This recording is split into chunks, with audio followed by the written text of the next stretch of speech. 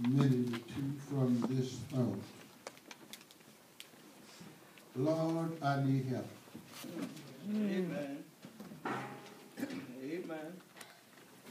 Lord, I need help.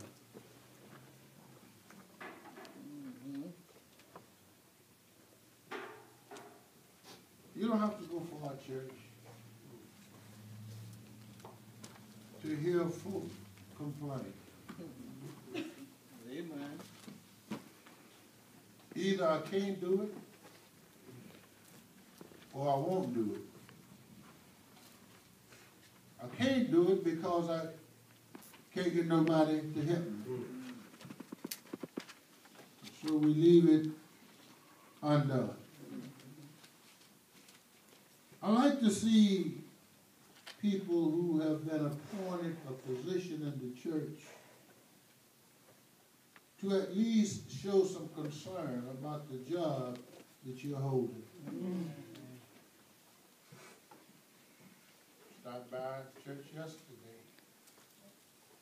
Brother was here, had counsel and all this, and I say, that's what I like. For a man to look at the church, get some advice about whatever needs to be done, and then go to work. Amen. Don't have to push him, don't have to argue with him. He just knows that he's working not so much for you, but for Christ. Amen. Did y'all know that? Amen. Amen.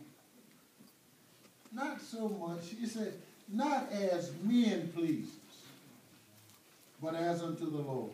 Amen. I just like to see folk with an interest in their job. I mean, some folk just want a position. Amen. Amen. They just want a position. They don't necessarily want to do the work, but just to be called this or be in a position of that. Amen. And whatever you do, church, whatever you do, and God is not in it with you, it's going to end up being a failure. Amen. Send that out.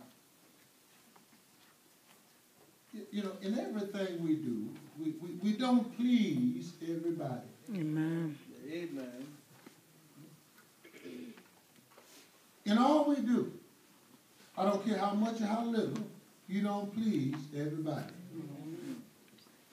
And being God's children, and we got on this earlier in Sunday school, but our work and what the church is supposed to be doing, and individuals in the church.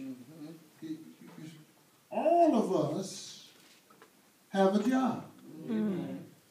All of us have been gifted to edify the church and to glorify God. Amen. All of us. All of us. Well, I don't know my calling. Get to work. Get to work. Now, it's certain things that I know I'm not called to do. And being in the kitchen is one of them. Amen. I know I can't cook. Huh? Yeah, I know that. I know that. Why do you know that, preacher? Because when I get through with what it is I'm cooking, it don't taste like other folks. And so I know I missed something, didn't put something in, didn't let it cook long enough or something, but I know that's not my forte.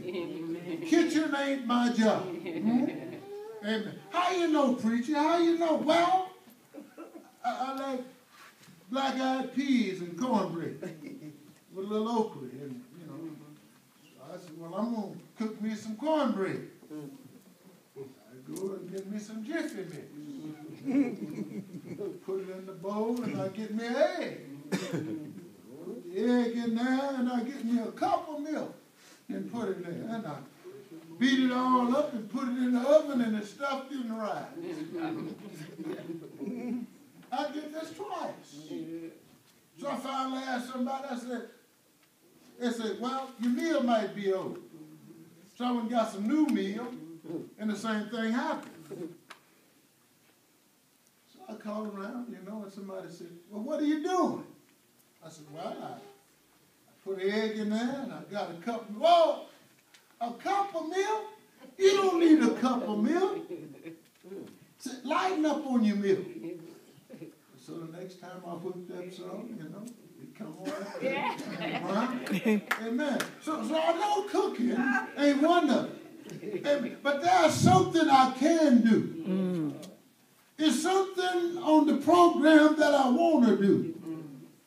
And I don't feel comfortable and satisfied unless I'm doing it. Amen. So but coming to church. It just might be a habit with some folks. They come because if I don't go on Sunday, I don't feel right. I feel like I done missed something. Not because I want to come and contribute.